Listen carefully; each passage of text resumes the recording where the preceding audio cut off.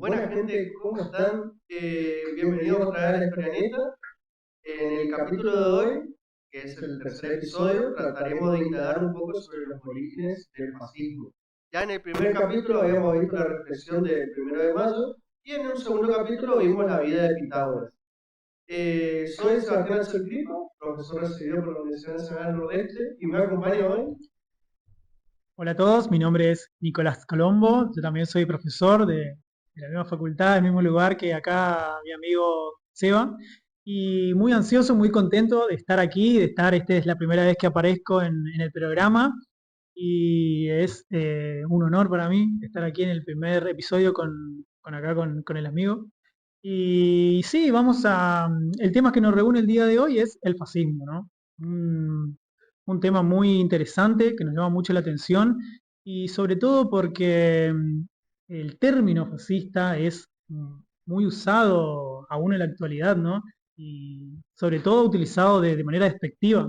Claro, sí, sí. Como que se lo generaliza mucho, digamos, y Claro, que muchos partidos políticos lo toman para tratar de referirse de modo despectivo a otro partido político opuesto. es como una especie de insulto político, llamar fascista a un determinado, es como insultar a otro que es contrario a mí, digamos.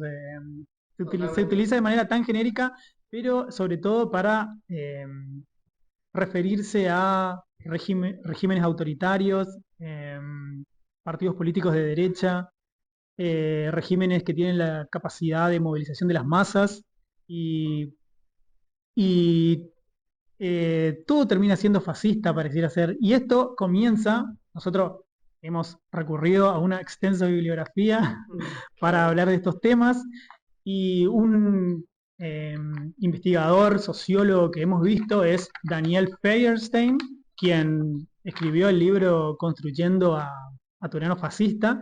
Y Título bastante peculiar, digo. exactamente, bastante llamativo. La portada también es, y lo podemos poner después en edición para que la gente pueda ver. Y él explica que a partir de la Segunda Guerra Mundial, que dicho sea de paso, la Segunda Guerra Mundial fue vista como una guerra entre fascismo y antifascismo, como triunfan los aliados, los antifascistas, este término se empezó a utilizar después de la Segunda Guerra Mundial como una especie de condena o insulto político, como mencionábamos, a todo este conjunto de partidos políticos, de regímenes que ya mencionábamos, autoritario de derecha y demás. Y esto tuvo serias consecuencias porque nos impidió conocer la especificidad del fascismo, ¿no? El fascismo histórico, por decirlo de alguna manera. Que precisamente otro autor que tomamos es Emilio Gentile. Así es. Él menciona también que el término fascista está muy generalizado, se trata de referir tanto al autoritarismo, a la derecha, a muchos regímenes políticos, y esto provoca que pierda eh, el eje de estudio, por lo cual él propone hablar de fascismo histórico a la hora de referirnos a Italia y Alemania. Así es. Así es, y también lo que menciona Gentile, uno de los máximos expertos en lo que tiene que ver con el fascismo, menciona esto que vos decís, ¿no? Que el concepto ha crecido tanto y eh, se ha expandido de una manera que ha terminado asumiendo el aspecto de entidad universal, digamos, y metahistórica, menciona, él utiliza estos conceptos para decir que básicamente el fascismo puede aparecer en cualquier lado, en cualquier eh, contexto político, digamos, y esto lo combinamos con lo que dice Feuerstein y podemos decir que al final todo termina siendo fascista, todo lo que no nos Claro, gusta, sí, digamos. sí. Pero nosotros sabemos que el fascismo surge en una época bien precisa. Claro, Nos encontramos en un periodo de entreguerras. Entreguerras se le denomina así el periodo porque nos encontramos en el periodo en medio de la Primera Guerra Mundial y la Segunda Guerra Mundial, las dos guerras más importantes de la edad contemporánea, digo. Es también llamativo el hecho de que dentro de la Segunda Guerra Mundial y posterior a la Segunda Guerra Mundial, cualquier gobierno era denominado como fascista, como el caso de nosotros, por ejemplo, vivimos acá en Argentina y el gobierno de Perón también era denominado fascista, por o ejemplo. hasta un comunismo también era denominado como un fascismo rojo, ¿no? Claro, es como que ya todo es fascista. Bueno, el fascismo surge en un momento muy concreto y muy específico, como lo va a hacer en Italia después de la Primera Guerra Mundial. Nosotros podemos hablar en un futuro video de lo que va a ser la Primera Guerra Mundial. O el régimen en sí ya dentro del poder y cómo actúa en la Segunda Guerra Mundial también, otro Exactamente, video más exactamente adelante. porque vamos a abordar sus orígenes, digamos, para Claro. poder entenderlo y después, obviamente, en un posterior video ya hablar del régimen fascista, ya una vez está en el poder.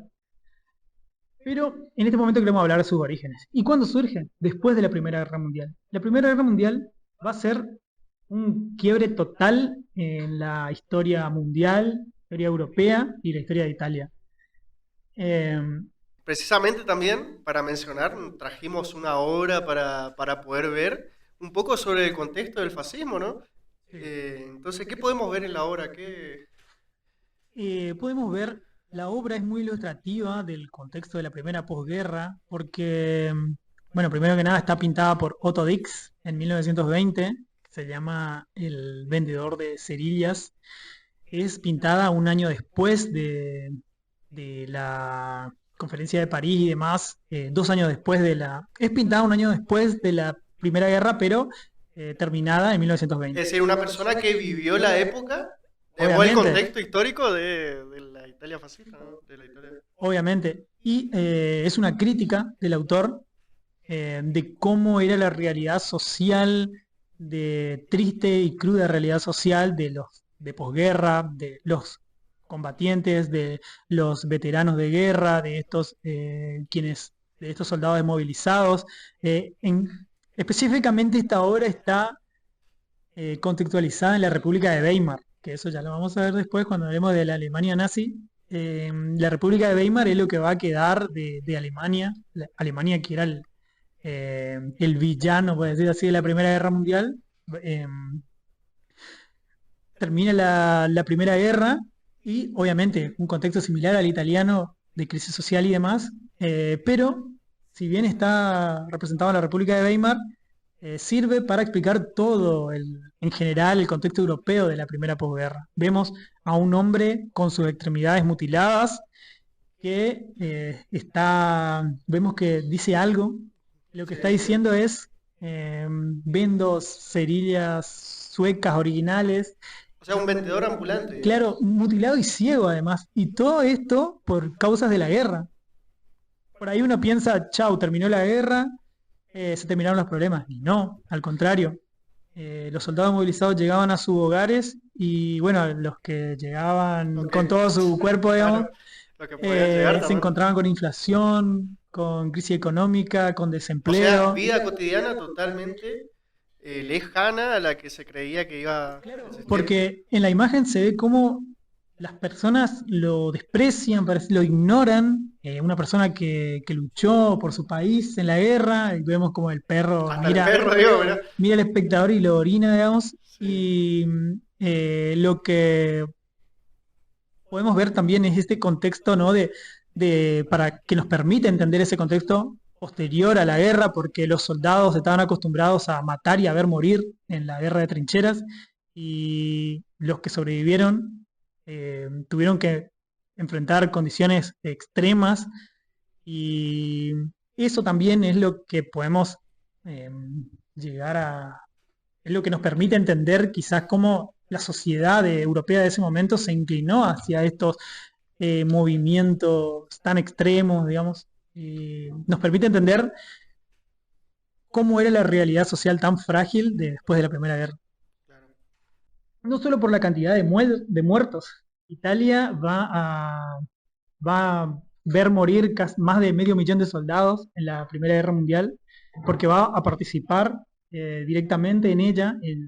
Como mencionamos, la guerra es de 1914 a 1918.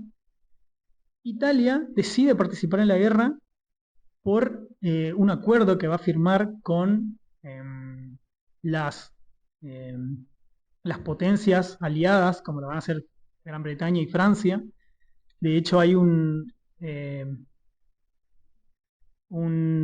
tratado que se firma en 1915, el Tratado de Londres, donde Italia decide acceder a la guerra por eh, promesas que le va a ofrecer Gran Bretaña, promesas territoriales, nosotros preparamos un mapa para eso, Que se va a que estar mostrando ahí en pantalla ahora para que lo puedan visualizar.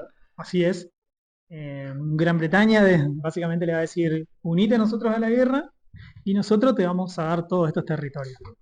Territorios como la península de Istria, la costa de Dalmacia, el Trieste, algunos territorios de lo que era Turquía o lo que en ese momento era el Imperio Otomano, que estaba en decadencia y después de la Primera Guerra Mundial va a desaparecer. Claro.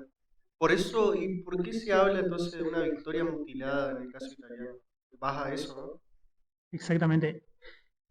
¿Por qué se habla de una victoria mutilada?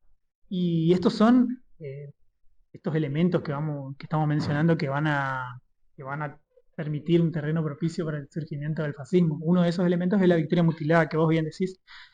¿Por qué? Porque Italia va a ganar la guerra, va a estar dentro del bando de los vencedores. Y cuando termine la guerra y se reúnen las potencias en la conferencia de París de 1919 para establecer la paz y organizar y ordenar todo el caos producido por la guerra, Italia obviamente va a querer que se cumplieran todas estas promesas territoriales que le habían prometido en el Tratado de Londres de 1915. Sin embargo, no logra satisfacer completamente sus aspiraciones territoriales. Solo en algunos territorios, digamos, les va. Solo algunos territorios va a cumplir Gran Bretaña. Gran Bretaña y Francia, que después de la Primera Guerra Mundial es como que se dividen el mundo, básicamente, entre estas dos potencias. Y a Italia, como era la más débil de las potencias vencedoras, solo le van a decir, bueno, toma esto para vos. Y no te quejes, básicamente. Claro. Y bueno, vamos a ver un mapa de lo que es Italia en 1920, por ejemplo, y no si comparamos con lo que le prometieron a lo que le van a dar al fin y al cabo, es Totalmente distinto, digo, o claro. sea, Y como mencionamos, tuvo casi más de 650.000 soldados muertos en la Primera Guerra, o sea que contribuyó a esa victoria de alguna manera. Y por eso hablamos de una victoria mutilada, porque ganaron la guerra, pero sintieron que perdieron, básicamente. Y esto va a generar un fuerte resentimiento nacionalista dentro de Italia. Y esto es lo que llamamos la victoria mutilada. claro, sí, sí. Eh, Bueno, a esa, digo, crisis política y lo que mencionabas de la victoria mutilada, también se le suma otra perspectiva más social, digamos, debido a que en 1917 nosotros sabemos que en la actual Rusia triunfaría la revolución bolchevique. sí, Eso provocaría un factor, otro factor clave dentro de esta Italia, es el miedo a la revolución socialista, digo, claro. el miedo a los levantamientos sociales, el miedo a todo lo que generara Sí. malestar en los sectores obreros, digo. Es que lo va a ver.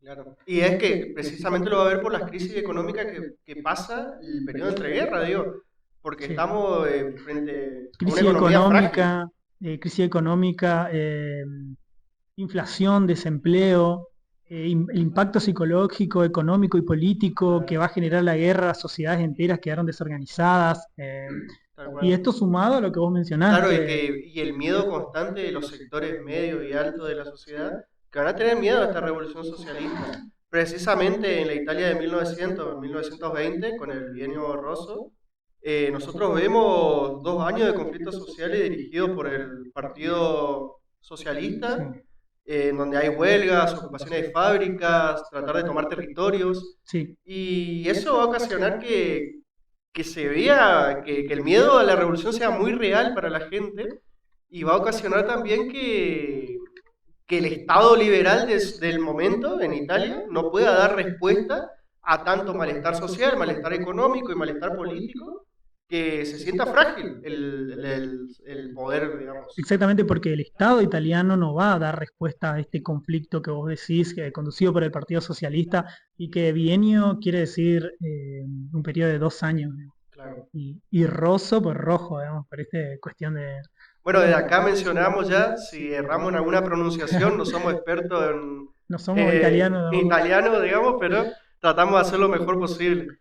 Sí, Y bueno, y frente a esto, a este caldo de cultivo, digamos, que se genera con es todos verdad. estos factores, tanto político, económico, social, Y debilidad política también hay que mencionar. Y esto, todo lo que mencionábamos, ahí como que confluyen en esta esto, serie de claro, sí, elementos sí. que permiten un terreno propicio para el surgimiento de un movimiento como el fascismo. Esto Bueno, lo claro, dice Dolores Béjar, una autora que a mí me que gusta mucho, utilizamos mucho también con el sí, contexto en el libro Historia contemporánea del siglo del XX, siglo XX, sí, sí. un muy buen libro, recomendadísimo para conocer la historia del siglo XX. Y ahí, en todo esto, digamos, es donde surge la figura de, acá Eh, tenemos, Acá tenemos una imagen acá, no sé si se logra ver por las cámaras, pero también está atrás de mi compañero acá. es la de Benito Mussolini, que es un personaje muy interesante, Benito Mussolini, porque paradójicamente podemos decir, no viene de la derecha tradicional. Nosotros, como dijimos, pensamos en el fascismo y pensamos en derecha, digamos. Y Mussolini es un personaje que no viene de la derecha tradicional, sino que de hecho era socialista. Y esto es re loco porque fue uno de los dirigentes socialistas más importantes de Italia antes de la guerra. Es decir, estaba en otro bando, digamos, Claro, y cambió totalmente. exactamente. Y cuando estalla la guerra, cambia su postura, porque primero él va a defender la neutralidad de Italia y después va a apoyar la intervención y la participación de Italia en la guerra.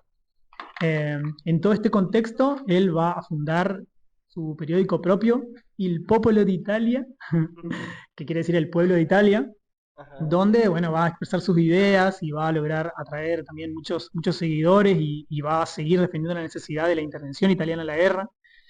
Eso le va a costar la expulsión del Partido Socialista y el autor Gentile, Emilio Gentile que mencionamos, menciona que esta experiencia porque Mussolini va a participar en la guerra, va a enlistarse en la guerra y desde 1915 a 1917 va a pelear y va a retirarse porque tiene un accidente, algo así, y es licenciado eh, por un accidente que tiene, creo que le explota una granada o algo así. Y bueno, se retira de la guerra y Gentile explica que esta experiencia va a ser definitiva para su conversión del socialismo marxista internacional a un nacionalismo revolucionario. Claro. Y podemos ver que no es una figura lineal, sino que tiene sus matices, tiene su cuestión acá. Como todo personaje, digamos, de la historia también, digo, tiene Como su... todo Porque ser humano, son digamos. personas, digo, claro. Bueno, y después de la guerra, Mussolini en 1919 fundaría los Fasci di Combattimento, que serían los grupos de lucha en Milán. Y precisamente algo a destacar, digo, es el hecho de que no es un partido tampoco tradicional el que nosotros estamos tomando. No nace como partido. Claro, es como tratado más también como un movimiento heterogéneo de gente en donde podía existir jóvenes, podían estar dentro nacionalistas, ser socialistas, por ejemplo, también. Como vos mencionabas también que el personaje principal, digo, era anteriormente socialista Claro. también.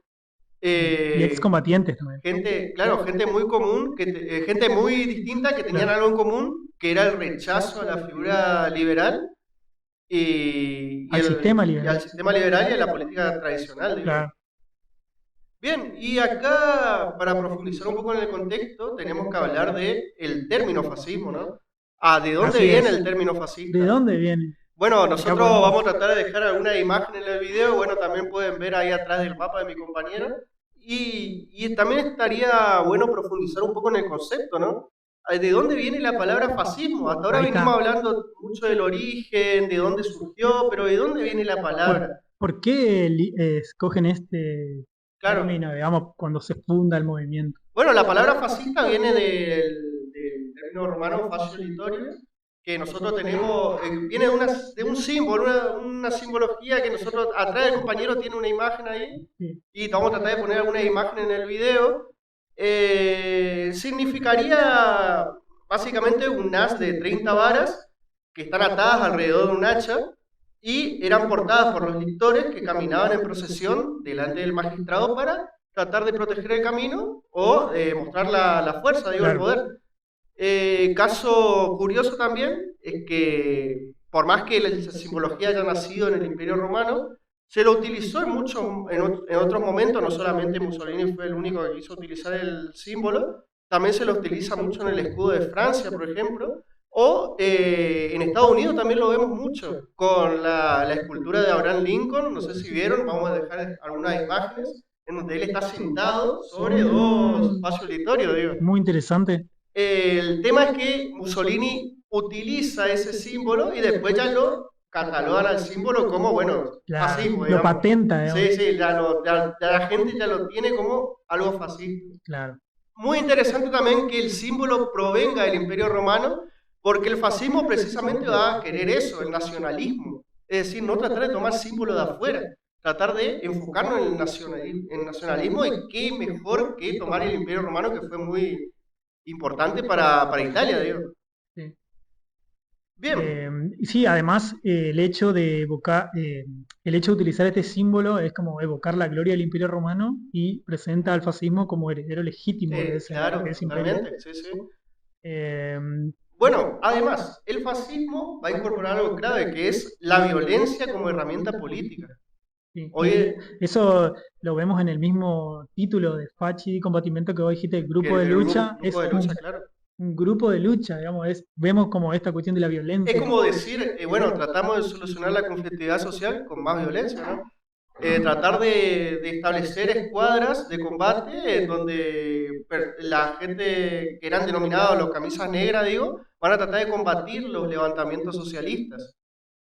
Así es. ¿Cuál es el Eh, tema acá? El socialismo también a veces va a tratar de ejercer todavía más violencia sobre la violencia, digo, y va a provocar que haya un encuentro armado o un encuentro muy grande en Italia para sumar un poco la conflictividad social, digo, ¿no? sí, y sí, más allá de un enfrentamiento es una especie de avance violento sobre estos sectores socialistas que no van a resistir mucho tampoco, no es que van a pelear mucho. Los fascistas se van a proponer como van a ofrecerse a la burguesía de estos sectores medios y altos que tenían miedo a la revolución rusa como la respuesta, digamos. Nosotros somos la respuesta. Y nosotros somos la respuesta y nuestra forma de traer, digamos, el orden, la disciplina es a través de las armas y de la violencia. Bueno, Es, sí, disculpa, no, está bien. precisamente algunos autores nos mencionan algunos mecanismos de represión y violencia o algunos de los armamentos que se utilizan. Voy a leer un par, si se puede, en donde mecanismos de represión y violencia vamos a tener a secuestros y asesinatos, vamos a tener a intimidaciones y amenazas, a ataques directos y palizas brutales, pero lo más importante es que esto era en medio del público, a plena luz del día, Así es. digamos. Claro, y era tolerado. Claro, totalmente. O sea, la gente veía el caos social en la puerta de su casa, digamos. Ellos veían como muchos sectores de la sociedad, sobre todo la burguesía, como dijimos, los propietarios rurales, parte del Estado, los dueños de las fábricas que se veían Sí, indefensos ante el avance de los obreros que ocupaban sus propiedades, ¿no? Veían a esa violencia como una solución frente a este caos social que vos mencionabas. claramente. Y es lo que me llama la atención es esta cuestión, porque si describimos algunas características del fascismo, una de ellas es la acción directa. Por ejemplo, en Il Popolo d'Italia, en este periódico que funda Mussolini, y donde explicaba sus ideas, en un momento se va a decir esto que voy a leer, más que programas hay tareas, más que fórmulas hay mandatos, y más que filósofos hacen falta soldados. ¿Qué quiere decir con esto? Que no necesitamos más filósofos, gente que piensa. Nosotros necesitamos gente que obedezca nuestras órdenes. Eh, Justamente esta cuestión de la acción directa, ¿no? De hacer, ellos se alzan como la respuesta ante el caos social y que eso también entre las interpretaciones del fascismo vemos como hay interpretaciones que sobre el origen, el surgimiento del fascismo, que lo ven como una reacción de la burguesía italiana. Surge como una reacción de la burguesía italiana para evitar el triunfo de una revolución socialista en el país, ¿no? Y bueno, eh, Y bueno, y mencionaste los tipos de los eh, mecanismos de represión y violencia. claro, y también También tenemos tenemos armamentos, que las también, armas que utilizaban. claro, también hay una lista de armas que se utilizaba, que era, por ejemplo, armas blancas, es decir, bastones, porras, cuchillos. Por otro lado, también se utilizaba armas de fuego, a medida que también ganaban apoyo y recursos también para Claro, conseguir estas armas de fuego, claro, tenían el financiamiento de estos sectores claro, importantes de la sociedad. y hasta explosivos, con el Explosivos. cual podía destruir a las propiedades de los adversarios y la sede de los partidos. Así, así es. Y bueno, como esta estrategia del fascismo es ofrecerse como la solución, la respuesta ante el caos social que vos mencionabas, vamos a ver que entre 1920 y 1922 el fascismo crece muchísimo. Pasa de ser un grupo marginal, un grupo pequeño, compuesto por estos sectores que vos mencionabas, a convertirse en un movimiento de masas, básicamente. Un dato muy ilustrativo de este crecimiento exponencial que va a tener es que de 20.000 inscriptos en diciembre de 1920 va a pasar a 200.000 en mayo de 1921. Se O sea, hizo bastante popular, digamos. en muy poco tiempo, un crecimiento impresionante para un movimiento que recién estaban haciendo, ¿no? Y en medio de todo este proceso va a sufrir una transformación. Pasa de ser un movimiento, porque nace como un movimiento, va a convertirse ahora sí Ah, en un partido político con aspiraciones a conquistar el poder, ¿no? Eh, por vía, ya sea por vía democrática o por vía de la violencia, digamos. lo Y que así, llegue primero, claro, lo sí. utilizamos para... Y una frase característica del fascismo es que lo que ellos no lograban por las elecciones, por el voto, estaban dispuestos a lograrlo por la fuerza, por la violencia. Y así nace en 1921, en noviembre de 1921, el Partito Nacional Fascista. Acabamos de ver una imagen. Y Mussolini consigue que se aceptara su papel como el duce. Ahí es donde aparece la figura de Mussolini como el duce. Aunque no va a ser el líder indiscutible todavía. Todavía existen algunos líderes regionales, provinciales del fascismo que van a tener poder.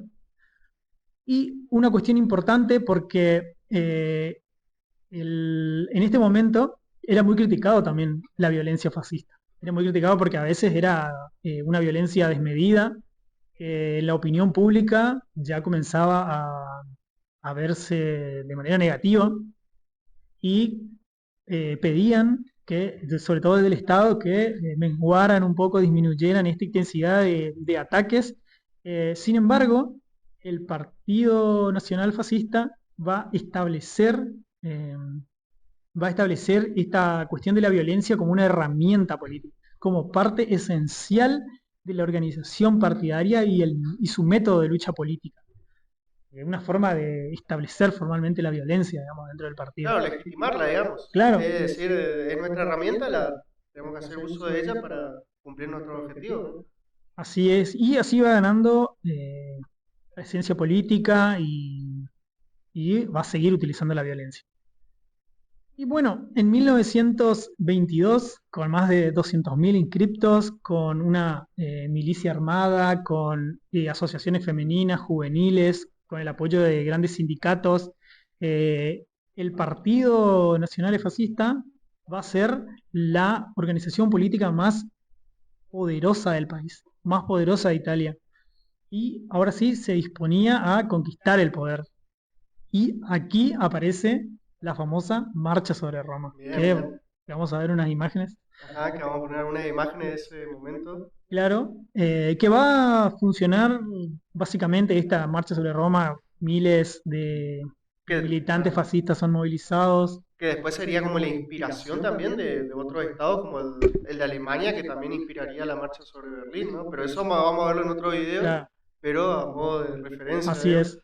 Y la marcha es utilizada como una estrategia de presión hacia, que no mencionamos, en Italia, el contexto político de Italia en todo este proceso era una monarquía parlamentaria.